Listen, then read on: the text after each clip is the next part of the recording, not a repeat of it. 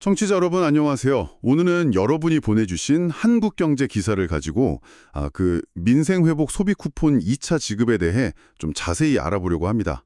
네, 안녕하세요. 이게 1차 때랑은 좀 다르다면서요? 전부 다 주는 게 아니라 뭐 기준이 있다고요? 네, 맞습니다. 이번은 선별 지급이라서요. 1차 때와는 기준이 좀 달라졌습니다. 그래서 아마 많은 분들이 나는 받을 수 있나? 이거 신청은 언제 하고 어떻게 해야 되지? 또 뭐 우리 가족은 몇 명으로 쳐야 하나? 이런 거 궁금해 하실 것 같아요. 네, 그쵸. 좀 복잡하게 느끼실 수 있는데 오늘 그 부분들 명확하게 정리해드리겠습니다. 좋습니다. 저희 목표는 딱 하나입니다. 오늘 이 기사 내용 탈탈 털어서 여러분께서 이제 2차 소비 쿠폰 확실히 알겠다 하실 수 있게 하는 거. 그럼 바로 한번 시작해 볼까요? 네, 좋습니다. 가장 먼저 역시 누가 받을 수 있나 이거겠죠. 지급 대상 선정 기준부터 좀 알려주시죠. 기사 보니까 첫 번째로 고액 자산가는 빠진다던데요. 네, 맞아요. 일단 작년 재산세 과세 표준 합계액이 12억 원 넘거나 아니면 금융소득, 그러니까 이자나 배당 같은 거죠. 그 합계액이 2천만 원을 넘는 가구. 이런 분들은 이번 지원 대상에서 제외됩니다. 재산세 과표 12억, 금융소득 2천만 원. 이게 어느 정도 수준인가요? 감이 잘 안 오는데. 기사에서 추산하기로는 재산세 기준 12억 원은 공시가격으로 치면 대략 한 26억 7천만 원 정도? 1주택자 기준으로요. 그리고 금융소득 2천만 원이면 뭐 예금이나 투자금이 한 10억 원 이상은 되어야 나올 수 있는 수준이라고 보더라고요. 와, 상당한 수준이네요. 그러니까 단순히 소득만 보는 게 아니라 자산 규모 자체가 큰 가구는 일단 제외하겠다 이런 거군요. 네, 그렇습니다. 뭐 한정된 재원을 좀 더 필요한 분들께 집중하려는 의도도 있고 또 고액 자산가까지 지원하는 것에 대한 사회적인 여론 이런 것도 좀 고려된 기준으로 보입니다. 알겠습니다. 그럼 이런 고액 자산가 기준에 해당 안 되면 나머지는 다 받을 수 있는 건가요? 아닙니다. 거기서 또 한 번 걸러집니다. 고액 자산가를 제외한 나머지 분들 중에서도 소득 상위 약 10% 정도는 이번 지원에서 제외돼요. 상위 10%는 또 제외. 그럼 그 기종은 뭘로 정하나요? 그 기준이 바로 6월분 건강보험료 납부액입니다. 건강보험료요? 네. 가구 구성원 전체가 낸 6월건 보험료를 다 합쳐서요. 정부가 정한 기준 금액보다 적게 냈으면 지급 대상이 되는 겁니다. 그렇군요. 건강보험료 기준 기사에 표가 있던데 보니까 이게 또 엄청 복잡하더라고요. 네, 맞아요. 그게 가구원 수뿐만 아니라 외벌이인지 맞벌이인지 또 가구원이 직장 가입자인지 지역 가입자인지 아니면 둘 다 섞여 있는지 이런 거에 따라 기준 금액이 다 다르게 설정되어 있습니다. 예를 들어서 애가 하나 있는 3인 가구인데 부부가 둘 다 직장 다니는 맞벌이다. 그러면 월 건보료 합산액이 51만 원 이하여야 한다. 뭐 이런 식이더라고요. 네, 정확합니다. 건강보험료를 기준으로 삼는 건 이게 아무래도 가장 최근 소득 정보를 반영하기도 하고 또 행정적으로 전 국민 데이터를 확인하기가 좀 용이하다는 장점이 있거든요. 확실히 그렇겠네요. 물론 뭐 건보료가 실제 소득이나 재산의 100%다 반영하는 건 아니라는 비판도 있긴 합니다만 현실적으로는 가장 효율적인 기준으로 판단한 것 같습니다. 이렇게 해서 대략 국민의 한 90% 정도가 대상이 되도록 설계된 거죠. 네, 90% 정도. 근데 사실 건보료 기준이 제일 정확하긴 해도 우리 집 건보료 합계가 딱 얼마인지 바로 알기는 좀 어려울 수도 있을 것 같아요. 그렇죠. 그래서 기사에서도 참고하시라고 이 건보료 기준을 연소득으로 환산한 추정치도 같이 보여주고 있습니다. 연소득으로요? 그건 얼마 정도 되나요? 예를 들면 외벌이 1인 가구는 연소득 한 7,500만 원 이하, 그리고 아까 말씀하신 맞벌이 3인 가구는 연소득 약 1억 7,300만 원 이하, 이 정도가 대략적인 기준선이라고 보시면 됩니다. 연소득으로 보니까 조금 더 감이 잡히네요. 근데 이 소득 기준 보니까 재미있는 게 있더라고요. 어떤 점이요? 맞벌이 가구 기준이요. 같은 식구 수의 외벌이 가구 기준보다 더 높아요. 그러니까 방금 예시 드신 맞벌이 3인 가구 소득 기준 1억 7,300만 원. 이게 표를 보니까 외벌이 4인 가구 기준이랑 똑같더라고요.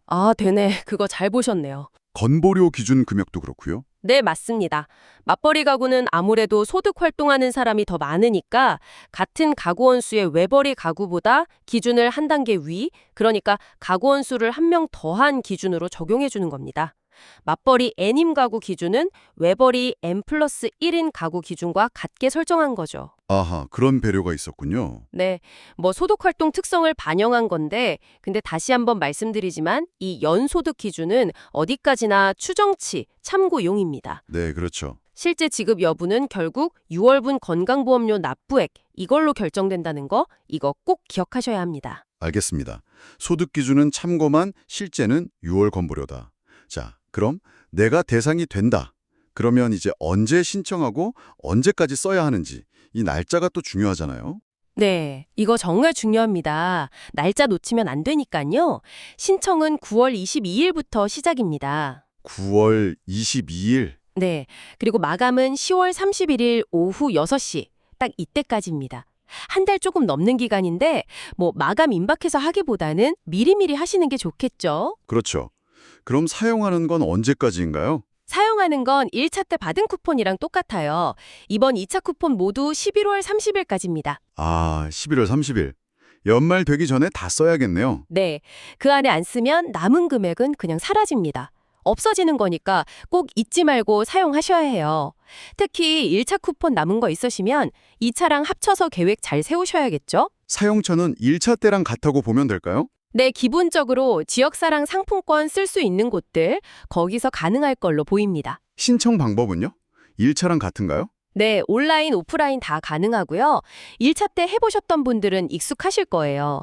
다만 신청 시작하고 첫 주, 그러니까 9월 22일부터 26일까지 닷새 동안은 사람이 몰릴 수 있으니까 요일제를 합니다. 아, 요일제.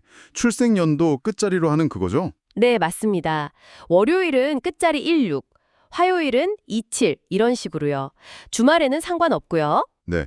근데 이번엔 선별 지급이니까 내가 대상인지 아닌지 미리 알 수 있으면 좋을 텐데요. 네, 그래서 방법이 있습니다. 정부에서 하는 국민비서 알림 서비스 있잖아요. 아, 네. 국민비서. 그거 신청해 놓으셨으면 9월 15일 오전부터 순차적으로 알림이 갈 겁니다. 대상 여부랑 신청 방법 안내가요. 오, 미리 알려주면 진짜 편하겠네요. 근데 국민비서 신청 안 한 사람은 어떻게 해요? 아니면 카드사 앱 같은 데서 직접 조회를 해볼 수 있을 겁니다. 아니면 뭐 주민센터 가셔서 확인하셔도 되고요. 아, 직접 조회도 가능하군요. 네. 지급 금액은 아시는 대로 1인당 10만 원, 가구원 수대로 지급되는 거죠. 네, 1인당 10만 원. 자, 그럼 이제 여기서 또 중요한 게 가구를 어떻게 보느냐 이거 진짜 헷갈릴 것 같아요. 우리 가족 몇 명으로 계산해야 되지? 맞습니다. 이 가구 기준이 조금 까다로울 수 있습니다. 기본 원칙은 기준일이 있어요. 올해 6월 18일. 6월 18일 기준? 네. 그날 기준으로 주민등록표에 같은 주소로 되어 있는 사람들, 이 사람들을 하나의 가구로 봅니다. 같은 주소 사는 사람. 오케이. 근데 예외가 있다면서요? 네, 이게 아주 중요합니다. 주소지가 다르더라도요. 건강보험 피부양자로 등록된 배우자하고 자녀, 이 사람들은 같은 가구원으로 봅니다. 아, 그러니까 내가 직장 다니고 배우자나 자녀가 내 건강보험 밑에 피부양자로 들어와 있으면 설령 다른 지역에 살아도 한 가구로 본다. 네, 정확합니다. 여기서 피부양자는 뭐 소득이 거의 없어서 다른 가족 건보에 같이 올라가 있는 분들을 말하는 거죠. 오케이. 그럼 부모님이나 형제자매는요?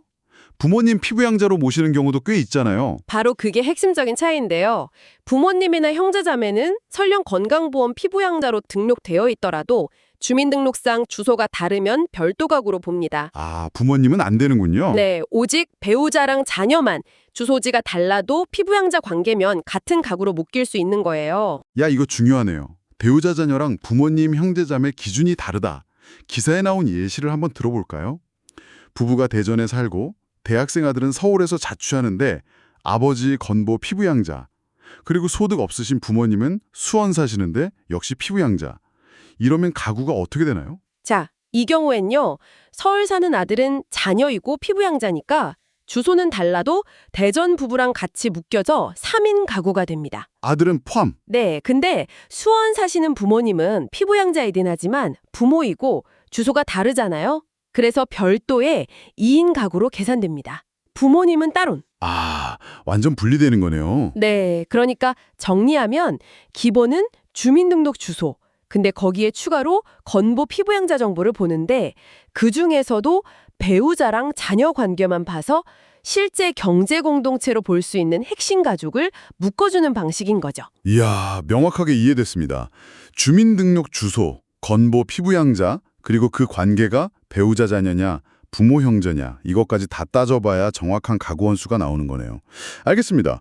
다음으로 넘어가서 외국인 거주자는 어떻게 되나요? 이것도 궁금해하실 분들 많을 것 같아요. 네, 이것도 중요한데요. 원칙은 일단 대한민국 국적을 가진 국민 대상입니다. 네, 원칙은 국민 대상. 하지만 또 예외가 있댔죠. 그렇죠. 외국인이라도 특정 조건을 만족하면 포함될 수 있습니다. 첫 번째는 한국인, 그러니까 내국인이 1명 이상 있는 주민등록표에 같이 이름이 올라가 있고 건강보험 자격도 가지고 있는 경우. 한국인 가족이랑 같이 살면서 건보 가입된 외국인. 예를 들면 외국인 배우자나 자녀 같은 경우겠네요. 네, 그런 경우가 해당될 수 있죠. 그리고 또 다른 경우가 있습니다. 뭔가요? 특정 체류 자격을 가진 외국인들인데요. 이분들은 주민등록에 같이 안 올라가 있어도 건강보험 자격을 가지고 있거나 또는 의료급여 수급자면 대상이 됩니다. 특정 체류 자격이요. 어떤 거죠? 세 가지인데요. 영주권자 F5, 결혼이민자 F6, 그리고 난민인정자 F2-4. 이 세 종류의 비자를 가진 분들입니다. F5, F6, F2-4. 그럼 기사 질문처럼 외국인 남편이 한국인이랑 결혼해서 F6 결혼이민 비자 가지고 있다. 그러면 주소지가 달라도 건보 자격 같은 조건만 되면 받을 수 있다는 거군요. 네, 맞습니다.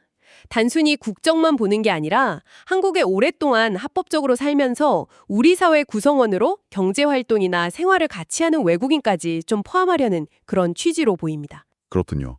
포용 범위가 꽤 넓네요. 자, 이제 또 다른 변수. 가구 구성원이 바뀌는 경우. 기준일이 6월 18일이었잖아요. 그 이후에 애가 태어났거나 사망, 혼인, 이혼 이런 일이 생기면 어떻게 반영하나요? 그런 경우는 이의신청이라는 절차가 있습니다. 이걸 통해서 변경된 내용을 반영할 수 있어요. 이의신청. 언제까지 가능한가요? 기준일인 6월 18일 이후부터 신청 마감일인 10월 31일 사이 이 기간 동안 발생한 변동 사항에 대해서 이의신청을 할 수 있습니다. 예를 들면 그 사이에 애가 태어났다. 그럼 가구원에 추가해서 신청 가능하고 반대로 누가 돌아가셨다. 그럼 제외하고 신청해야 하고 또 결혼했다면 배우자 포함해서 한 가구로 이혼했다면 따로따로 분리해서 신청 가능하고 이런 거군요. 네, 맞습니다. 이의신청은 본인이 직접 그 주소지 관할하는 읍면동 주민센터 가셔서 하거나 아니면 국민신문고 홈페이지 통해서 온라인으로도 할 수 있습니다. 온라인도 되는군요. 네, 이게 아무래도 기준일 이후에 어쩔 수 없이 바뀐 상황들을 좀 반영해서 억울하게 못 받거나 잘못 계산되는 경우를 막으려는 그런 보완 장치죠. 아마 증빙 서류 같은 게 필요할 수 있으니 미리 알아보시는 게 좋습니다. 네. 그럼 여기서 또 궁금한 게 1차 때 이해 신청하셨던 분들이 있을 거잖아요. 그때 출생이나 해외에 있다 들어왔거나 해서 이해 신청해서 인정받았다면 이번 2차 때 또 해야 하나요? 그건 경우에 따라 좀 다릅니다. 1차 때 어떤 사유로 언제 처리됐는지에 따라 다른데요. 복잡하네요. 네, 기사를 보면요.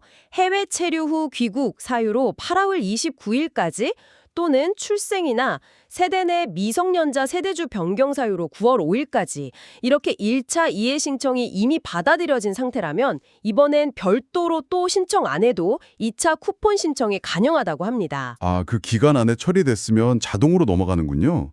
근데 다시 해야 하는 경우도 있다고요? 네, 이게 중요합니다. 1차 때 이해 신청을 했더라도요. 예를 들어서 1차 기준으로는 대상이 아니었는데 2차 기준, 소득 하위 90% 이런 기준으로는 대상이 되는 경우 있잖아요. 네, 기준이 다르니까. 네, 또는 1차 때 냈던 정보가 좀 잘못됐었다거나 특히 애가 태어나서 가구원 수가 늘었는데 그래서 이번엔 건보료 기준을 통과하게 된 경우 이런 변동사항이 있다면 반드시 2차 기준에 맞춰서 다시 이해 신청을 해야 합니다. 그러니까 1차랑 2차는 기준 자체가 다르니까 1차 때 이해 신청 통과됐다고 2차도 무조건 되는 건 아니다.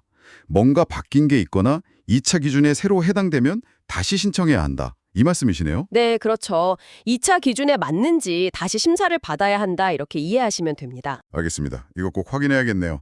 자, 이제 마지막으로 군 장병들 소식입니다. 1차 때 좀 불편하다는 얘기가 있었는데 개선됐다면서요? 네, 맞습니다. 의무 복무 중인 군 장병들 쿠폰 쓰기 편하게 조치가 좀 추가됐습니다. 2차 쿠폰부터는요. 본인 주민등록 주소지가 아니더라도 지금 복무하고 있는 부대 근처 행정복지센터 있죠. 주민센터나 읍면사무소.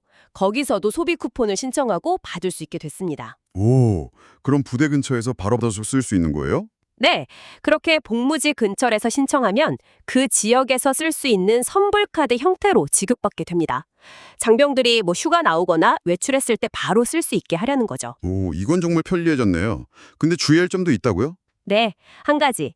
그렇게 복무지에서 받은 카드는요, 그 카드를 신청한 지역 안에서만 써야 합니다. 아, 그 동네에서만. 네, 원래 자기 집 주소지나 다른 지역, 그리고 군대마트 PX 있죠. 거기서는 사용할 수 없습니다. 사용처가 딱 정해져 있군요. 발급받은 그 지역으로. 그렇습니다. 이게 장병들 편의도 높이지만 동시에 군부대가 있는 그 지역 소상공인들이나 상점들, 그 지역 경제에도 좀 도움이 되도록 하려는 그런 의도도 같이 있는 것 같습니다. 정책 효과를 그 지역에 좀 집중시키려는 거죠. 네, 일리 있는 방침이나요. 자, 오늘 민생회복 소비 쿠폰 2차 지급에 대해서 한국경제 기사를 바탕으로 정말 구석구석 살펴봤습니다. 핵심만 딱 정리해보면 고액 자산가랑 소득 상위 10% 빼고 대략 국민 90%에게 1인당 10만 원씩 준다. 신청은 9월 22일부터 10월 30일까지, 사용은 11월 31일까지다. 이게 제일 중요하고요. 네, 그렇죠. 그리고 가구 기준 따질 때는 주민등록 주소랑 배우자, 자녀의 건보 피부양자 여부 꼭 확인해야 하고 또 외국인이나 군 장병은 별도 규정에 있다는 거 기억해야겠나요? 결국 제일 중요한 건 내가 대상인지 잘 확인하고 기간 놓치지 말고 신청해서 쓰는 거겠죠? 네, 맞습니다. 이게 1차랑 다르게 선별 지급이다 보니까 자격 요건 확인이 정말 중요합니다. 9월 15일부터 국민비서 알림 온다고 하니 그거 잘 확인하시고요.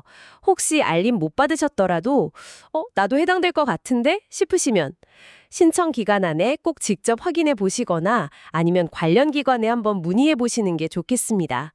기회를 놓치면 아까우니까요. 네, 그렇죠. 오늘 저희가 나눈 이야기들을 바탕으로 마지막으로 이런 질문 한번 던져보고 싶습니다. 이 소득 수준을 파악하는 주요 기준으로 건강보험료를 쓰고 있잖아요. 네. 근데 요즘 플랫폼 노동자다, 프리랜서다 해서 고용 형태도 엄청 다양해지고 1인 가구나 친구끼리 사는 비친족 가구 이런 가구 형태도 복잡해지고 있는데 과연 이 건강보험료 기준이 실제 가계의 경제적 어려움을 얼마나 정확하게 포착해낼 수 있을까? 그리고 이 정책이 정말 의도한 대로 도움이 필요한 분들에게 잘 가고 있는 걸까? 이런 생각도 좀 드네요. 네. 그 부분은 계속해서 고민해봐야 할 지점인 것 같습니다. 청취자 여러분께서도 각자 상황에 비춰서 한 번쯤 생각해 보시면 어떨까 싶습니다.